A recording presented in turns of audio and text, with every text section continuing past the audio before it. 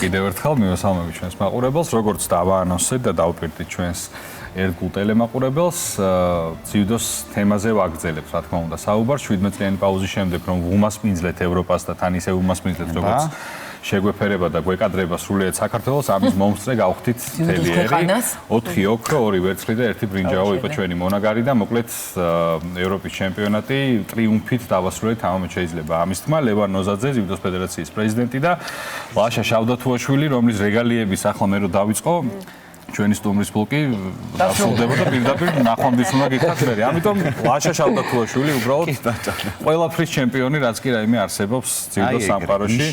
თამამად შეიძლება ითქვას, რომ ძიუდოს ლეგენდა. ზოგადად იშვიათია, რომ ეს ასე ვთქვათ, წოდება გულშემატკივარმა სპორტსმენს აქტიური კარიერის პერიოდში დაარქვას, მაგრამ ჩვენ გვაქვს ეს ბედნიერება, რომ ყავდეს ასეთი სპორტსმენი და ლაშა არის მაგალითი იმის, რომ ნებისმიერ პერიოდში, ნებისმიერ ასაკში შენ შეგიძლია რომ იყო პირველი, შეგიძლია იყო საუკეთესო და ასაკი მხოლოდ ციფრებია, ზუსტად. თავარია რა გინდა და თავარია როგორ ასე ვთქვათ, უვლის საკუთარ ორგანიზმს.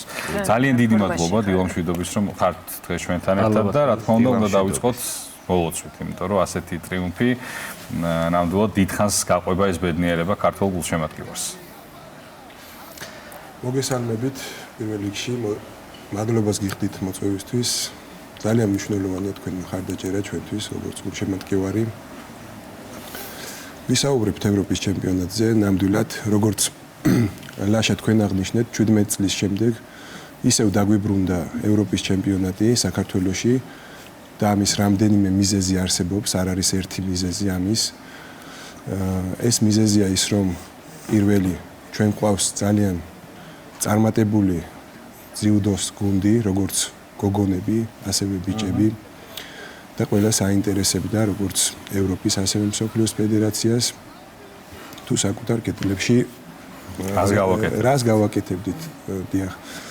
ასევე არის მიზეზი ის, რომ ამ 17 წლის განმავლობაში ჩვენ დაგვიგროვდა უდიდესი გამოცდილება საერთაშორისო ტურნირების ჩატარების და არაერთ საერთაშორისო ტურნირს მასპინძლობთ საქართველოში 2009 წლის შემდეგ და მანამდეც.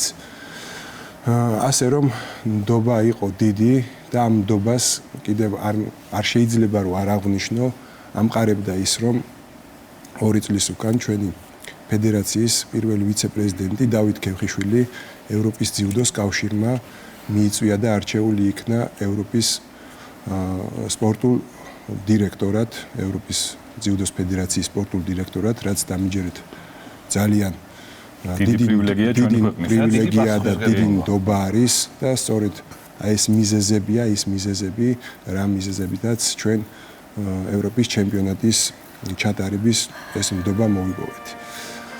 ასე რომ მე ულოცავ ყველას ჩვენს ქართველებს, ქართულ გულშემატკივარ სპორტსმენებს ამ დიდ მონაპოვარს, რაც შეეხება ორგანიზებას ძიუდოს ფედერაციას, ყავს ძალიან კარგი გუნდი, წეხანდაც აღნიშნე უდიდესი გამოცდილებით და ყველა აღნიშნავდა, როგორც ქართველი გულშემატკივრიდან რო დავიწყოთ, ქართველი გულშემატკივარი, უცხოელები, ასევე ევროპის ძიუდოს კავშირის პრეზიდენტი და მათი გუნდი აღფრთოვანებულები იყვნენ და გვეუბნებოდნენ, რომ რამდენჯერმე ეს არ არის კომპლიმენტი, ეს ნამდვილად ესე იყო, რომ ორგანიზება იყო უდიდეს უმაღლეს დონეზე გაწეული.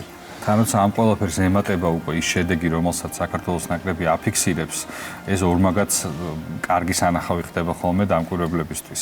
ლაშა მკითხოს მე დავსვათ, კადრებს ვატარებთ თვალყურს და არაერთი ბრძოლა გვინახავს ჩვენ ქართველი სპორტსმენების და იმ ხელას სხვაობას ხედავ.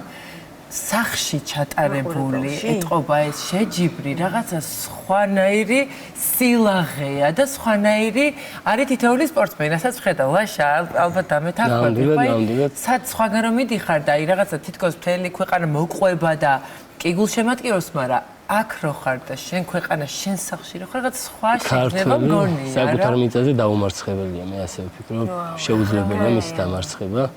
მივესალმებით თქვენს მაყურებელს, მოგესალმებით, მადლობა ყველასთვის. რაც შეეხება უშუალოდ ამ გამართულ ევროპის ჩემპიონატს, ჩვენ საოცარი შედეგი ვაჩვენეთ, ულოცავ სპორტსმენებს ამ გამარჯვებას, ამ მიღწევას. ეს ძალიან დიდი შანსი იყო ჩვენთვის, სპორტსმენებისთვის, რომ ჩვენი გულშემატკივრის წინაშე დამდგარიყავით და გამოგვეჩინა ის რესურსი, რაც გაგვაჩნია და გუნდს ვფიქრობ, რომ უფრო მეტი რესურსი აქვს. უბრალოდ ეს სპორტია, ყველა ვერ გაიმარჯვებს. სადაც არის გამარჯვება, იქ მარცხია და დასაფასებელი ხან არ არის, ხო ასეა. ვიცი რა მაინტერესებს ლაშა თქვენგან კონკრეტულად სპორტის ეს სახეობა, რატო არის უფრო ქართული? ანუ რა არის ის რა გენეტიკური კოდია, რომელიც ესე გაახლოებს ამ სპორტთან? როგორ არის, იცი, ხშირად მე დავდივარ ხოლმე სხვადასხვა ქვეყნებში და ბავშვებში ვატარებ, ანუ სემინარს, ვარჯიშებს, რაღაც ჩემი გამოცდილებით უხსნი ილეთებს. აი ჩვენთან რომ მოდის ბავშვი, უკვე ახსნა არ ჭირდება რა. აი იმდენად დახვეწილად აკეთებს რომელიმე ილეთს, რომ შეიძლება პირიქით კითხო, რომ აი ერთხელაც გაიმეორე, რომ მეც ნახო როგორ გააკეთე ეს, იმდენად მაგრად გამოსდის. აი უსხოეთში რომ ჩავდივარ, დაახლოებით 10-ჯერ, 15-ჯერ უნდა აჩვენო ერთი და იგივე მოძრაობა, რომ გაიმეოროს. იმდენად ძალიან წინ ვარ. ჩვენ არ ვიცი, ჩვენს გენეტიკაშია, ჩვენსაც მოხერხებული ადამიანები ვართ. აი განსხვავებული ქართველი ნიჭიერი ადამიანები, მე ვფიქრობ. ერთი ნახოს და ქართული ილეთები ვითარი თითქოს და თითქოს რო საჭიროა და შრომ ამაზე ვთანხმდებით ეს თავისთავად. კი, განსხვავებული ნიჭი აქვს, აი ბავშვებს განსხვავებული ნიჭი აქვს, მე ვფიქრობ, რომ იქ ბევრად რთულია წარმატების მიღწევა, უბრალოდ ისინი ბევრს შრომობენ წარმატებისთვის და აქედან გამომდინარე. თუ ვწდები მითხარით, ძირითადად უფრო აღმოსავლეთ საქართველოს ლიდერობს, ხო ასეა? კი. ძირითადად უფრო აი აღმოსავლეთი უფრო თავის თავს პოულობს ამ სპორტში, თუ სპორტი პოულობს. მაგრამ არაერთი გამოჩენილი სპორტსმენი და ძიუდოისტი ყავს დასავლეთ საქართველოსდან, ჩვენ ხშირად აღმოსავლეთ საქართველოს ნამდვილად უდაოა. პროცენტულად როგორც რაოდენობით ესევე ტიტულებით, მაგრამ დასავლეთ საქართველოსდან საუბრობთ ხოლმე ესე კერძო საუბრებში, ეს კონტინგენტი არ არის, ახლა იწევს ნელ-ნელა, მაგრამ ვინც გამოდის დასავლეთ საქართველოსდან, ერთი შეიძლება გამოვიდეს და ეს აი ძალიან ისეთ მაგალითისთვის ვიტყვი, სულ ორ მაგალითს მოვიყვან, გარდა ამისა კიდევ არიან. დავით ხახალეიშვილი, ოლიმპიური ჩემპიონი, ჩვენი და ირაკლი ცირეკიძეც საკმარისია დასავლეთ საქართველოსდან. ძალიან ორივე. პოპულარიზაციის გამო ხო არ არის? აღმოსავლეთ საქართველოში, იმიტომ მოცემულობა რაც გაქვს, მე ვფიქრობ, არჩევანი, სადაც უფრო მეტია. მით მეტია მიმართულებით. ტრადიცია გვაქვს ძლიერი ქართლში, კახეთში ყოველ ზაფხულს მოგეხსენებათ. უამრავი ქართული ჭიდაობა იმართება და სწორედ მოკლედ ოჯახები, ტრადიცია მართლაც ოჯახებში, რომ ბავშვმა ჭიდაოს, ქართულ ჭიდაობაში იღებენ მონაწილეობას, მათ შორის ჩვენც არაერთხელ ბავშვობაში მიგვიღია მონაწილეობა ამ შეჯიბრში და სწორედ აქედან მოდის ეს ფესვები და ჩვენ ქართველი ჩემპიონებით. აი თითქოს აი არც არის პრობლემა, როცა ვინმე მიდის, იცი რომ ყველა შემთხვევაში ჩამოვა უკეთ. რაღაცნაირად ბევრჯერ გვითხოვს, რომ თუ თქვათ რომელიმე ქვეყნისთვის ვერცხლის медаლი აღებული რომელიმე დიდ ღონისძიებაზე ითვლება ძალიან დიდ წარმატებას, ჩვენ თითქოს აი ასეთ ფაქტებს უემოციოდ ხვდებით, იმიტომ რომ ჩვენთვის მხოლოდ ოქროა ბუნებრივი რაღაცა. ოქროზე პირდაპირ ოქროზე მივიდივართ. კი, პირდაპირ მივიდივართ ოქროს ჩამოსატანად. 5 ცალი ვართ და 4 ოქრო გვინდა. კი, მაგრამ ამიტომაც ვარ ძალიან ნიჭიერები სპორტის სამსახეობაში. არჩილმა ახსენა, რომ ლაშამას თქვა, რომ ნიჭი რაღაცნაირად ბუნებრივად მოგწდევს. თუმცა მაყურებელმა კარგად რო იცოდეს რა დევს ამ ყოველფრის მიღმა, ჩვენ ეთერში შემოსვლამდე საუბრობდით, ბატონ ლევანს მინდა ვთხოვო, რა მდგომარეობაში ყავთ ერთმანეთი ნანახი დაბადების დღეზე, ლაშას მაგალითი იქნება ძალიან კარგი, ალბათ ახალი სიამოვნებით მოვყვები. პირველ რიგში ვიტყვი, რომ ლაშა არის მართლაც ლეგენდა, არა მარტო ლეგენდა. და ოქროს ასოებით არა, ბრილიანტის ასოებით ჩაიწერება ქართული სპორტის ისტორიაში და სოფლიო ისტორიაში შევა როგორც ბრილიანტის სპორტსმენი დარწმუნებული ვარ. 34 წლის ასაკში ძალიან რთულია ესეთი მასშტაბური ტურნირის მოგება, როგორც ევროპის ჩემპიონი, მართლაც წარმოუდგენელია. 13 წლიანი პაუზის შემდეგ. ეს რომ იყოს გუნდური სახეობა, არავის არ ვაყენებ. ჩრდილში შეიძლება რომ ვიყოთ ვიასპარეზოთ და გადავინაწილოთ, მაგრამ როდესაც ორთაბრძოლა ინდივიდუალს ძალიან რთულია. რაც შეეხება ამ ისტორიას, მე და ლაშა ერთ დღეს ავართ დაბადებულები და რა დღეა ეს? გითხარ, რო ვიცოდე. 31 იანვარია. 31 იანვარი.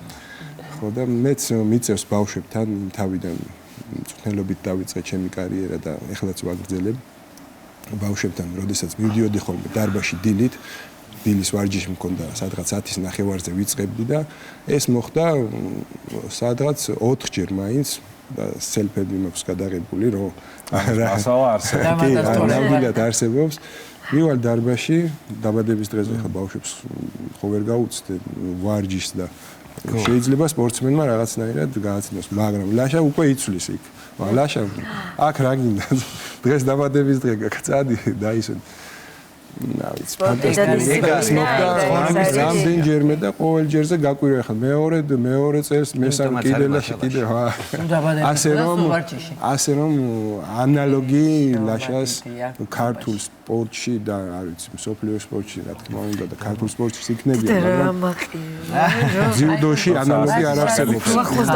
აი საინტერესოა საკუთარ კარიერაში რა გზაც აირჩიე, რო ხარ საუკეთესო და ანუ ყველაფერი გაქვს მოგებული როგორც ლაშამ თქვა, ხო, შენს ყველა სინჯის მედალი ოლიმპიადაზე, ევროპა, მსოფლიო, რაც კი რამე არსებობს, ყველაფერი მოიგო. რა რჩება ის, რაც კიდევ უნდა ლაშას? რომ გაგწევდეს ან იყოს მის ცხოვრებაში, ხო? უბრალოდ ეს არის მისი საყვარელი. ხო, ამ ძალის პოვნა ძალიან ბევრი ამბავი. რა თქმა უნდა, კონკრეტულად სპორტსმენი იბრძვის მოიგოს მსოფლიოს ჩემპიონი, გახდეს ოლიმპიური ჩემპიონი, ევროპის ჩემპიონი. მაგრამ ყველაზე ძლიერი მხარე ჩემში არის ის, რომ მე რაღაც გარკვეული დრო მაქვს არჩეული, სადაც უნდა ვიყო და დავუთმო ჩემს საყვარელ საქმეს. და ამ დროის განმავლობაში ძალიან დიდ სიამოვნებას განვიცდი, როცა მე შეჯიბრზე გამოვდივარ, აი საოცარი დღეა, განსხვავებული დღეა, რომ იცი რომ ყველა ადამიანი შენ საგულშემატკივრად არის, ემზადე რაღაც განსხვავებული. არ აქვს მნიშვნელობა. განსხვავებული ემოციები აქვს, განსხვავებულად დაძაბული ხარ. ადრენალინი ხوارია მაგაში მხოლოდ. სასწაული ადრენალინია და აი ამით დიდ სიამოვნებას ვიღებ. ვისარგებლებ შემთხვევით, მე მინდა მადლობა უთხრა ყველა იმ ადამიანს, ვინც ჩვენს გამარჯვებაში წვლილი შეიტანა, ექიმებს, მწვრთნელებს და ყველა ერთი სიტუაცია რო ვიღაცამ თქვა, რომ აი ლაშა შენ შეგიძლია რომ ისე ახვიდე კვარცხლბეკის უმაღლეს საფეხურზე, ყველა იმ ადამიანს არ მინდა ვინმე გამომჩეს, მადლობა უთხრა, ძალიან რთულია მზადების პერიოდი, შეჯიბრი არის ერთი დღე, მანამდე იბრძვი პატარა ნაბიჯები და ეს პატარა ნაბიჯები არის ყოველთვის მნიშვნელოვანი, რომ არ გაჩერდე. ყოველთვის ვეუბნები საკუთარ თავს, რომ სადაც მე ვარ, აქამდე რომ სხვა სპორტსმენი მოვიდეს, უამრავი დრო უნდა გაატაროს, უამრავი შრომა უნდა ჩადოს, უნდა გაუმართლოს და მე როცა აქ ვარ, ყველა მომენტი უნდა გამოვიყენო, იქნება გამომდინარე რომ მე შანსი მაქვს, რომ გავიხარო, მე გავახარო გულშემატკივარი, გავახარო ის ადამიანები, ვინც ჩემთან ერთად შრომობს და დაუფასდეს მათ და მეც, რა თქმა უნდა. მით უმეტეს ძალიან რთულია, ჩემთვის მე ძალიან ბევრს ვიკლებ წონას, ურთულესი პერიოდია შეჯიბრის წინა ერთი კვირის განმავლობაში. ეს საჭიროა თუ ეს უბრალოდ ვარჯიშების გამო იკლებ წონას? არა, ჩვენთან არის გარკვეული წონა. საჭიროა რომ დაიკლოთ და ის ასპარეზოთ უბრალოდ ვარჯიში. არა, ზედმეტი წონა მაქვს. და ის წონა უნდა ჩავაბარო, შეჯიბრის წინა დღეს ვაბარებ და ეს არის ყველაზე ურთულესი პერიოდი ჩემს მაგალითად კარიერაში ძალიან რთულია. ამ პროფესიაში წონა და ვერ იასპარეზო, ხო? ზოგადად ყოველდღე წონა თუ არ ჩააბარე, შეჯიბზე ვერ მიიღებ მონაწილეობას და მე დაახლოებით ვიკლებ ზედა წონა, ქვედა წონა. არა, წინასაღამოს, ხო? არ წარმოიდგინეთ ერთი კვირის განმავლობაში. ნაკლებიც არ უნდა იყო? ნაკლები შეგიძლია. არსებობდა მარტო ვარჯიშობ. ურთულესა ენერგიები, ნერვები. აუ, დისციპლინა თან მინდა მოვიქცე. ძალიან დიდი ნერვები სჭირდება ამ ყველაფერს. დისციპლინა. დაახლოებით 5 დღეში იკლებ 8 კილოს. ალბათ არ არსებობს დისციპლინის გარშემო. იკლებ სითხის ხარჯზე და სჭირდება დიდი ცოდნა, სწორად რო დაიკლო, ხელი არ შეგიშალოს, მე რა შეჯიბზე ენერგია გქონდეს და ამ ყველაფერში არიან ადამიანები, ვინც გვეხმარებიან და მადლობა მათ გვერდში დგომისთვის და ანუ ყოველთვის გამხნევებისთვის აქ ძალიან დიდი მნიშვნელობა აქვს. აღარ შეგიძლია ვარჯიში და დაახლოებით 2 კილო რთული დასაკლებია მაგ პერიოდში. ლაშა, იცით რა მაინტერესებს? თქვენი ასეთი წარმატებული კარიერის ფონზე რა გახსენდებათ ისეთი იმედგაცრუებების მერე ფეხზე წამოდგომის ხერხები უფრო მაინტერესებს. ალბათ ყველა ვარიანტი. რა თქმა უნდა, როდესაც სადღაც შეიძლება იყოს დაყარე თითქოს ფარხმალი, ხო, მაგრამ აი მერე როგორ აჭირდება სპორტსმენს, რომ აი წამოდგეს ფეხზე. აი მოგიყვებით ერთ პატარა ისტორიას. მე დღეს რას უყურებ სირთულეს და სირთულე დამარცხება არ არის. მაგალითად, რამდენიმე შეჯიბზე ეს ერთ შეჯიბზე არ გულისხმობ. რამდენიმეზე თუნდაც რომ დამარცხდე და მთელი დედამიწა დაგისპირისპირდა შენ და თქვას რომ შენ აღარ შეგიძლია, შენ მაინც უნდა გააგრძელო ბრძოლა გამარჯვებისთვის, შენი ოცნებებისთვის, შენი მიზნებისთვის და ეს შესაძლებელია რომ ყველას აჩვენო რომ იცი რამე ვიბრძოლე და აქ მივახცე გამარჯვება. მაგრამ არის სპორტში ესეთი მომენტი. შეიძლება ისეთი რაღაც პრობლემა მოხდეს, გაჩნდეს რომ ფიზიკურად აღარ შეგეძლოს დაიზიანო წესი მიიღო. ეს არის ურთულესი პერიოდი და ჩემს ცხოვრებაში იყო ეგეთი მომენტი, რომ ძალიან მცირე დრო იყო დარჩენილი ტოკიოს ოლიმპიურ თამაშებამდე და ვიტკინე სახსარი გავიწყუტე მყესი და მაშინ არ ვიყავი საქართველოში, ვიყავი იაპონიაში, ექიმთან რომ მივედი მითხრა რომ სრული გაგლეჯება გაქვს და ამას სჭირდება ოპერაციას თუ გავიკეთებდი წელიწად ნახევარი სჭირდებოდა უბრალოდ რეაბილიტაციას რომ ტატამზე არ შევსულიყავ და წელიწად ნახევრის მერე უნდა დამეწყო მენა ვარჯიში და სპორტსმენისთვის წელიწად უკვე ძალიან მცირე დრო იყო დარჩენილი 8 თვე იყო დარჩენილი მაგრამ მითხრა ჩემი გამოცდილებით თუ მე მყავდა რამდენიმე სპორტსმენი ვისთანაც გავრისკე მას თუ მოითმენ ამ ტკივილს 4 თვის განმავლობაში არ ვიცი შენი ორგანიზმი რამდენად გამოყვება რამდენად შეძლებს კუნთს გააძლიერებს ახსარს დაიჭერ და ტეიპებით დაიმაგრებ და შეძლებ ოლიმპიადამდე ამ მდგომარეობაში მისვლას და ეს უკვე შენი არჩევანია უბრალოდ ეს 4 თვე გექნება ტკივილი რომელსაც უნდა გაუძლო და ფიქრობდი იმ მომენტში რომ აი ყველაფერი დაინგრა აი უშანსო ხარ იქიდან გამომდინარე რომ შენზე აღარა დამოკიდებული ეს არის დამოკიდებული იმ სიტუაციაზე სადაც შენ აღმოჩნდი და მაშინ მივხვდი რომ მარცხი არ იყო პრობლემა სპორტსმენის კარიერაში და არის ისეთი უსაშველო სიტუაცია რომ მაგს ვერ გამოასწორებ. რა თქმა უნდა ბრძოლა არ შევწყვეტე ერთი კვირა მქონდა გლოვის დღე საშინელი იყო ის ერთი კვირა არ ვიცოდი რა უნდა გამეკეთებინა უცხო ქვეყანაში აირჩიეთ კივილიანი გზა? კი ავირჩიეთ კივილიანი გზა ავირჩიე ბრძოლა მაგრამ არ ვიცოდი როგორ დასრულდებოდა ეს ბრძოლა გავრისკე და ყოველთვის არიცი ღმერთი რამხელა სიხარულს მოგანიჭებს თავარია შენ ბრძოლა გააგრძელო. რამდენიმე თვეში მოხდა კორონა. არ არსებობს. და გადაიდო ეს ჩემპიონატი, გადაიდო უსასრულო. სრულ გამოჯამრთებამდე. მე არ გავიკეთე ოპერაცია, დრო უფრო მეტი მომეცა, ვივარჯიშე ის პერიოდი, გავაძლიერე კუნთი და როდესაც უკვე დაუშვეს რომ ჩვენ მონაწილეობა მიიღო შეჯიბრებებზე, მას შემდეგ გავხდი მსოფლიოს ჩემპიონი. ოლიმპიურ თამაშებზე გავედი ფინალში, იქაც ჩემი შეცდომის გამო დამარცხებულ სპორტსმენთან დავმარცხდი. ეს ყველაზე ისეთი მომენტია ჩემს კარიერაში, ყველაზე მტკივნეული და ის შანსი რატომღაც ისევ და ისევ ჩემ თავს დავაბრალებ, რომ ვერ გამოვიყენე და ყოველთვის დაღაც იქნება ეს და მექნება რომ აი ოლიმპიურ თამაშებზე საოცარი შეხვედრა გქონდა საოცარ სპორტსმენთან და შემეძლო მე გამარჯვების მოპოვება და მინდა ის აღნიშნო რომ არ უნდა დანებდე მე არ დავნებდი იმ მომენტში ვიბრძოლე არავინ არ იცოდა რომ ოლიმპიურ თამაშები გადაიდებოდა ოლიმპიურ თამაშები თუ გადაიდებოდა ვერ წარმოვიდგინე და ისე მახსოვს რომ მე და ჩემი ძმები დარბაზში ვიყავით ვარჯიშობდით ძალიან ვერჩი დამიდგა იმ მომენტში მინდია ბოდაველი ის ვარჯიშობდი როდესაც ტკივილებს იტან კი ვარჯიშობდი იქიდან გამომდინარე რომ კუნთი უნდა გაძლიერებულიყო რომ სახსარი დაეჭირა აგდანა იქ დარბაზში გავიგეთ რომ გადაიდო ოლიმპიური თამაშები იქვე შევწყვიტეთ მზადება წახვედი და დაგიეთ მაგრამ გალახდი ისი აღნიშნე აღნიშნეთ მაშინ ხელით მქონდა საოპერაციო ხელზე გავიკეთე ოპერაცია ფეხზე არ გამიკეთე. კომედიის თქვენთვის ძალიან კარგი გამოვიყენე ერთი თვე დამჭირდა ხელი თლად ბოლომდე მორჩენილიყო და ვარჯიშები გამიგრძელებინა ის პერიოდი საჩემოდ გამოვიყენე. სხვები არ ვარჯიშობდნენ, მე ის პერიოდი ვივარჯიშე, საუკეთესო ფორმაში შევედი, გავხდი მსოფლიოს ჩემპიონი. კი. რაც შეეხება მომავალს, არის შენი გეგმები, რომ რაღაცა კონკრეტული გეგმა აქვს დასახული, მანამდე იღებს სიამოვნებას და დაგვაფშვიდა და გითხარი რომ ამ გეგმებში შედის აუცილებლად ოლიმპიური თამაში. რა თქმა უნდა. კი.